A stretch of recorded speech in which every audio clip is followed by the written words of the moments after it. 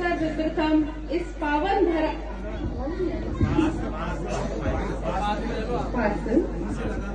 सर्वप्रथम इस पावन धरा पर विराजित परम पिता परमेश्वर महादेव को मैं कोटि कोटि प्रणाम करती हूँ। परम पूज्य मंच पर विराजित आदरणीय अतिथिगण को मैं सादर नमन करती हूँ। प्रिय सनातन समाज एवं मातृशक्ति को मैं सादर प्रणाम करती हूँ। आज इस पावन मंच से मातृशक्ति विषय पर अपने विचार रखने के लिए मुझे यह सम्मान दिया, इसके लिए मैं इस पावन मंच को धन्यवाद देती हूँ और इसके साथ अपना विषय आपके सामने रखती हूँ। आज का विषय केवल विचार नहीं बल्कि एक आंदोलन है। महिला सशक्तिकरण यह शब्द नहीं बल्कि अपने आप में शक्ति, समानता और अधिकार का प्रतीक है। यह अभियान नहीं है बल्कि समाज को बदलने का नजरिया है। महिला सशक्तिकरण का मतलब है महिलाओं को वो अवसर और समान अधिकार देना जो उन्हें समाज में स्वतंत्र और सम्मानित स्थान दिला सके। हमारी भारतीय संस्कृति में नारी को केवल स्त्री ही नहीं बल्कि माँ, जननी, शक्ति के रूप में पूजा गया है। हमारे शास्त्र कहते हैं यत्र नार्यस्तु पूज्यते रमते तत्र देवता, कि जहाँ नारी का सम्मान होता है, जहाँ नारी का आदर होता है, वहीं देवता निवास करते हैं। मातृशक्ति ही वह शक्ति है जो अपने परिवार में संस्कार देती है और समाज तथा राष्ट्र का निर्माण करती है। एक माँ अपने संस्कारों से आने वाली पीढ़ी को राष्ट्रभक्त, कर्तव्यनिष्ठ और चरित्रवान बनाती है।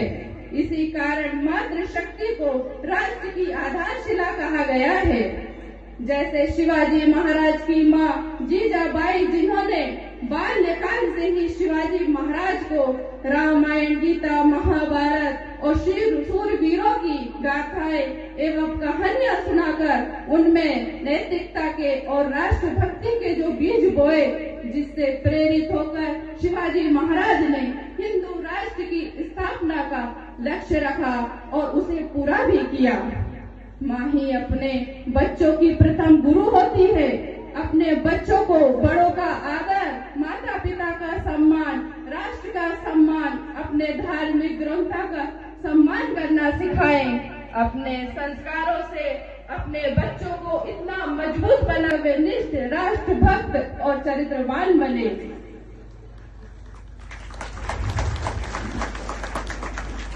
उन्हें रोज रामायण, गीता, महाभारत अपने ग्रंथ पढ़ाएं। उन्हें बताएं कि रामायण हमें जीना सिखाती है, सरलता सिखाती है, सहजता, मर्यादा और सम्मान करना सिखाती है।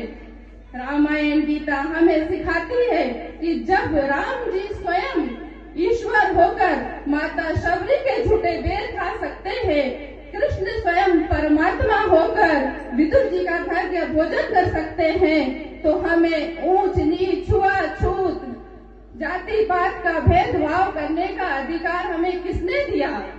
महाभारत हमें सिखाती है कि हमारी संगति कैसी होनी चाहिए। अगर दुर्योधन जैसे मित्र हमने बना लिए और हमारे बच्चों की, आने वाली पीढ़ी की हमारी संगति दुर्योधन जैसे मित्र से हो गई, तो हम भी बिना किसी दोष, बिना किसी अपराध के कर्ण की तरह बेमौत मारे जाएंगे। इसलिए मैं मातृशक्ति से कहना चाहती हूँ कि अपने बच्चों की संगति पर अपना विशेष ध्यान दें, ताकि आपका बच्चा गलत रास्ते पर न जा सके। और यहाँ तो रहा अपने बच्चों की संगति का विषय, मैं अपनी मातृशक्ति से कहना चाहती हूँ कि महाभारत मात्र संगति ही नहीं बल्कि मर्यादा भी सिखाती है। द्रौपदी के एक शब्द, एक हंसी ने महाभारत रचवा दिया। मैं अपनी माता बहनों और बेटियों से कहना चाहती हूँ कि समानता के अधिकार के लिए हम अग्रसर हैं और यह अधिकार हमें मिला भी है और आगे भी मिलेगा। लेकिन कहीं हम भी तो इस अधिकार का दुरुपयोग तो नहीं कर रही हैं। हमारी बेटियां कहीं अपनी संस्कृति, मर्यादा और शालीनता से दूर तो नहीं हो रही है। मैं अपनी माता बहनों से कहना चाहूंगी कि हम सब जगत जननी माता सीता की बेटियां हैं, जिन्होंने एक तिनके के सहारे अपनी मर्यादा और सम्मान को बचाए रखा और रावण जैसे अहंकारी का अहंकार एक तिनके से तोड़ दिया। मैं